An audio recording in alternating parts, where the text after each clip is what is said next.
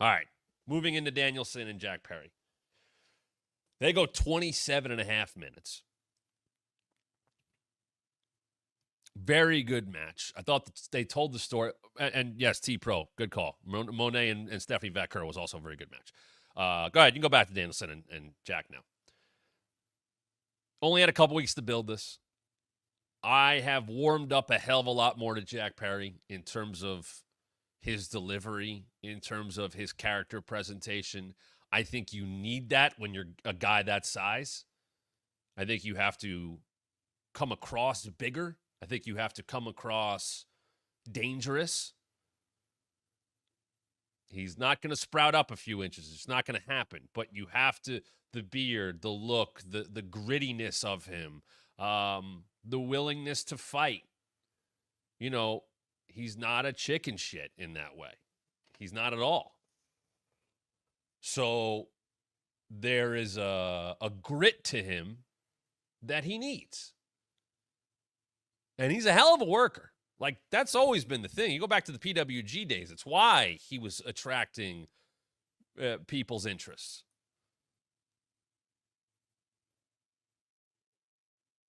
But now he's added more to it. You know, the bust, the scapegoat thing, the posing. There's elements to him now. It's character building. It's not unbelievable.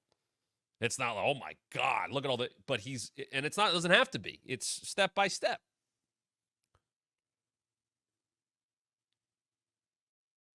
Double here. CC said Jack Perry moving into a Raven style character definitely helped. His heel persona before then, Punk stuff wasn't working. Yeah, I guess that's fair to say. Like, I'd rather him have an edge to him, be dangerous, be willing to go places. It's a good, like I said, it's a good foil to Darby. There's a lot of yin and yang to that. And that's going to add to when you face him. Oh, you might go through some stuff here.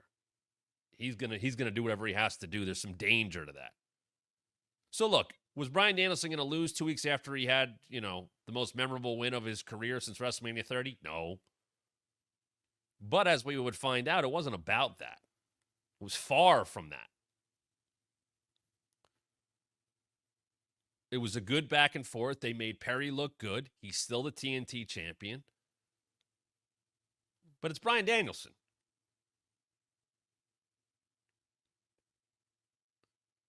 And Danielson had to fight through stuff. And Danielson had to come back after 2 weeks. And that was the story I would have played up a little bit more.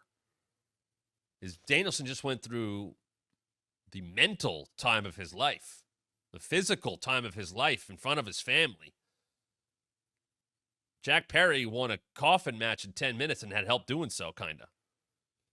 He didn't go through as much as Danielson did. He's been on the offensive.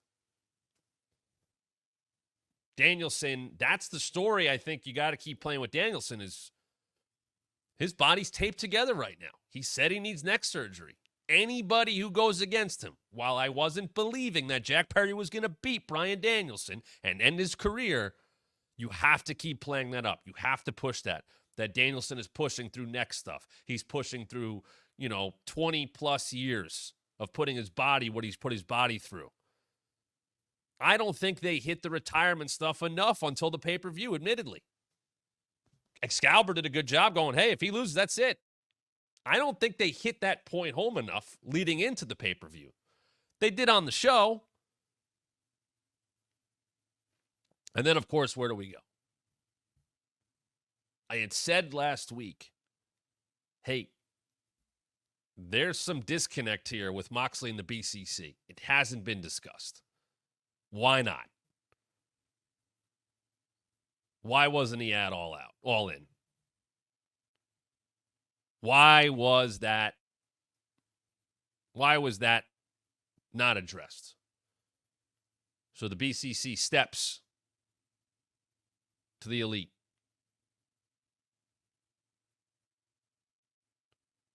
And Pac's out there. So you get the trios champs. They're all there backing them up. And then the attack. And not the attack on Yuta, just held him back. Cesaro, only because I just read it. Claudio with that big uppercut. To me, that's the bigger shock. Not Moxley. That's the bigger shock. Because it's not him. He's turned heel in the past where he's been a heel or what. Sure. He's been positioned that way. But to basically put him in a position where he let that happen.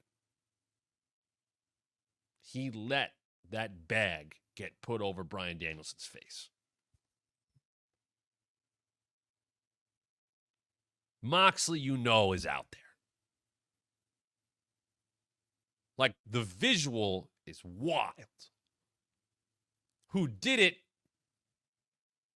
Probably on the short list, right? Hey, who's going to use a bag over somebody's head in AEW?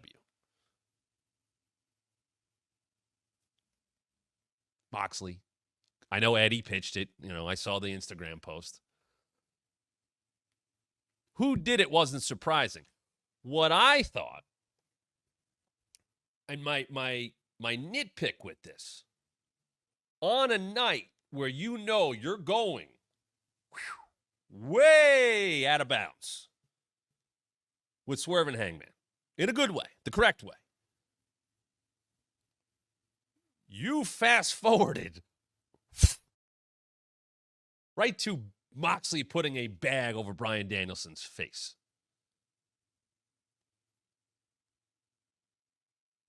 Like, the turn was that. The turn was the uppercut, and the turn was that. Not a beatdown, not leading to something down the road, and then they do that. No, you went right to that, which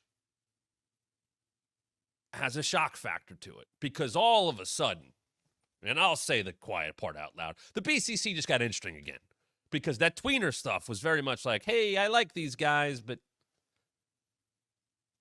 what are they doing? Here's a bunch of guys that I like, that I know. Now they put Yuta with them. They go heel, they go face, they go heel, they go face. Sometimes people tag with them. It was a group that was put together, obviously, with Regal and all that stuff. And, all right, let's make Yuta a little bit more. And I think they've done a good job. Maybe not a great job with Yuta, but a good job. But they weren't super interesting. They were just guys that we, have seen on our TVs for 15, 20 years that all fight together, and they're good at it, and they want to fight. Okay, it's a fight club. But there wasn't a lot of nuance to it. There wasn't a lot of depth to it. It was just guys who had similar minds. Claudio Castagnoli, as I watched him in the tag match, he's one of those guys that I'm going to miss when he's done, because he's so good.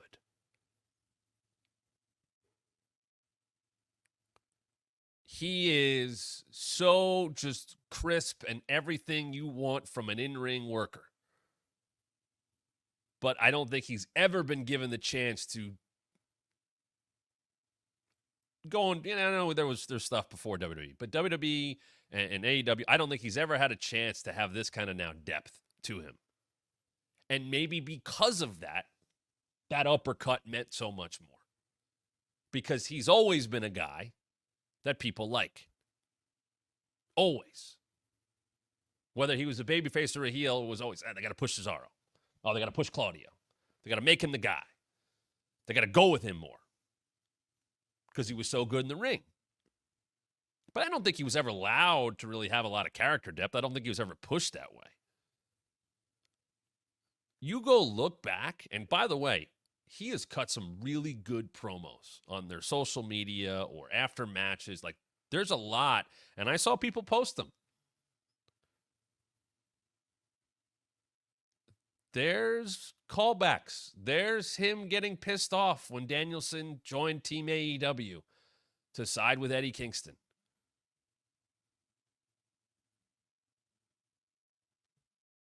There are crumbs that were left. He walked in that night with a white T-shirt on, just like Moxley did. He was with them all along.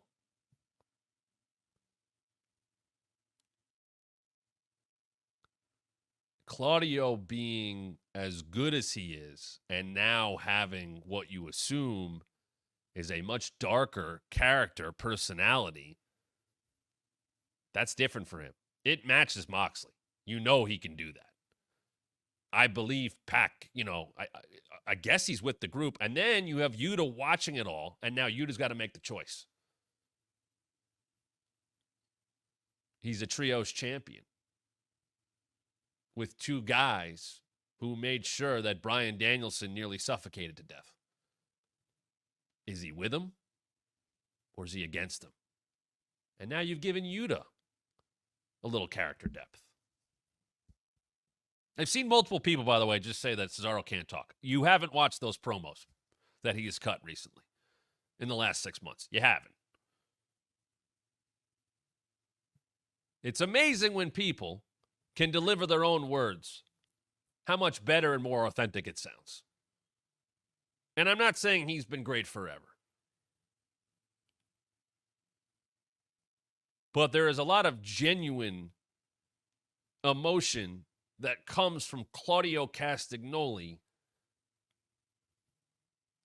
that when he's allowed to speak genuinely, it comes out. And look, that's part of wrestling sometimes. You got to deliver the words.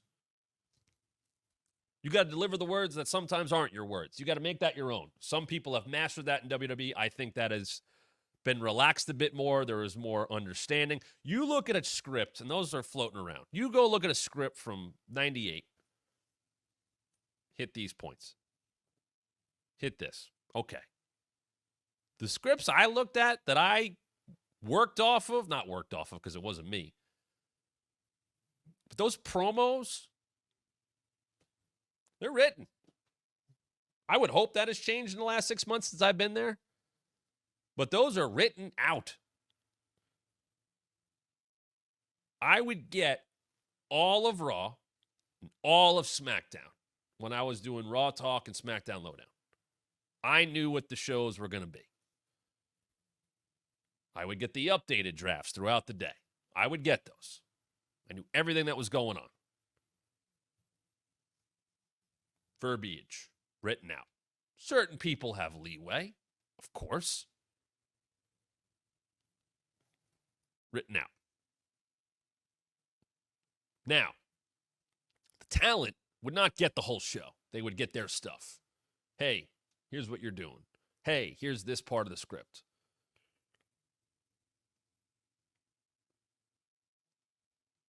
That doesn't work for everybody. It doesn't come across well. It really doesn't come across well when a 70-plus-year-old man is writing for 20, 30, and 40-year-olds. It doesn't. And certain people with enough clout can go, I'm not doing this. This is stupid. I can't read this crap. Or I'll take care of it. And certain people had that leeway to do that. And there is a belief. You just ask for forgiveness. Some people can get away with that. Some people get in trouble for that. Not everybody can handle that. Some people need that verbiage. Some people need more direction. They need a writer to help them. Of course they do.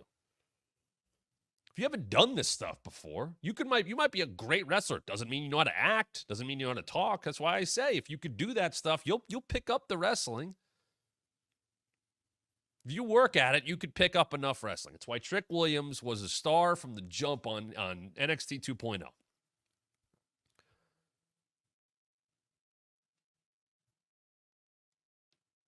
Pixels and thoughts. Let the talent get out into deep waters in a promo and then watch it go poof in their eyes. You can practice. You should be practicing. You should get those opportunities. Promo class, Dusty taught it. Adam Pearce taught it. William Regal. That stuff's so much more important. That's going to make you money. So back to the Claudio point.